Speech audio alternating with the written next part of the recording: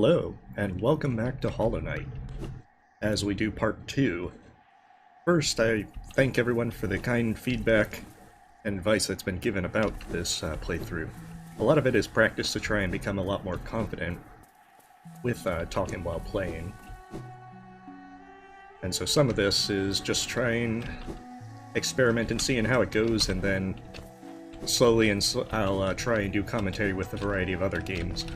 There you go.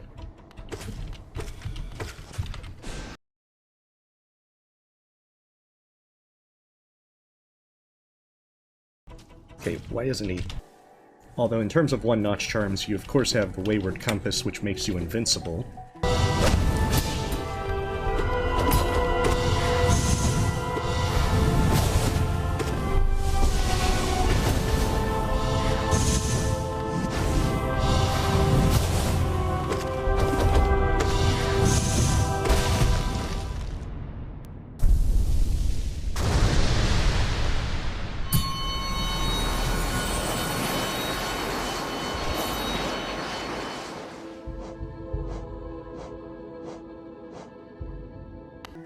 Which is why I'm not using it, because it's too powerful.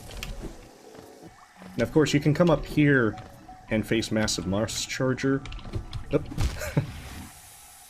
I thought I was not going to be safe, and then I landed in safety.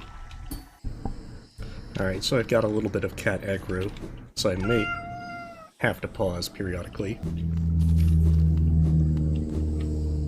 There's a good bit of geo that can be had from these guys as well, especially with greed.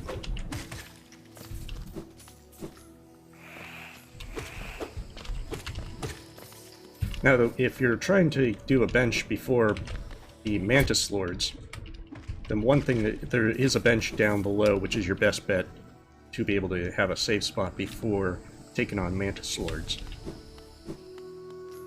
You can beat they're not that difficult to beat, even with the old nail. But if it's your first time, you may find it a little more difficult. About at 600, you get a Hollowness Seal and you get Mark of Pride, which is a really handy charm. So you have enough time to easily make a swing and do a Vengeful Spirit. Oh, but don't do it like that.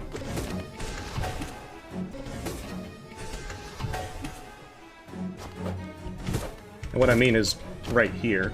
Don't stand there. The most important thing is that you bow respectfully to them. I mean, they're showing you respect, so you might as well return the favor.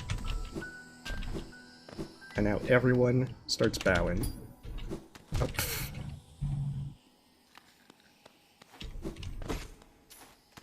And if it's your first time, Gathering Swarm's also a really... And now he starts dancing. I now issue a new commandment.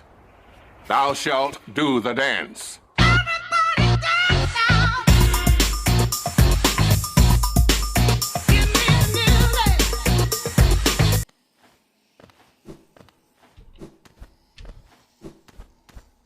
So going top left would take you to Fungus Core, but that is one of the few places that you absolutely must have the double jump. I guess she wants more attention.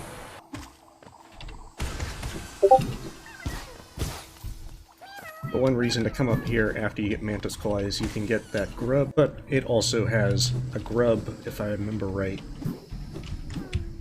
Yeah, it's that way.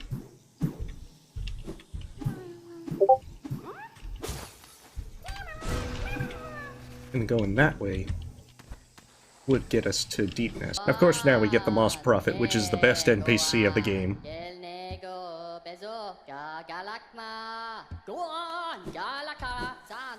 Way just yet. Ha! Didn't fall for it. Of course, this is if you're willing to do the pogoing. If you come... Otherwise, you just gotta wait for S resistance. So if you just have dash, that's as much as you can get, which is why I waited for Mantas Claw. Of course, one time only, get Saluber's Blessing, and never play that file again. Never rest at a bench again. or her laughter will haunt you forever. Of course, what makes Deep Nest so annoying are those guys, the dirt carver things, and the many spikes. So this grub you can actually get rather early if you're willing to pogo the spikes. So in this room you get your trim pass, but you'd need to be... You're going to get quickly dealing with quite a few of them. What you can do is you can just keep aiming up like this if you just don't really care. Especially if you're trying to farm. I think you can actually... Yeah, you can still hit them from that direction as well.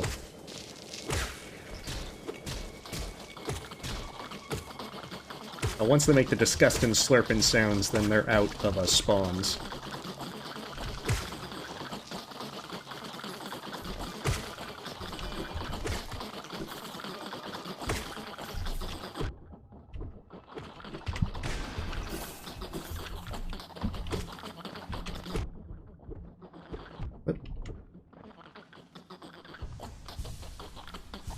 Of course, you could just jump out and Vengeful Spirit them as well. See, like, that was a fun double hit. And of course, we didn't do anything. Again, loosening the pickle jar.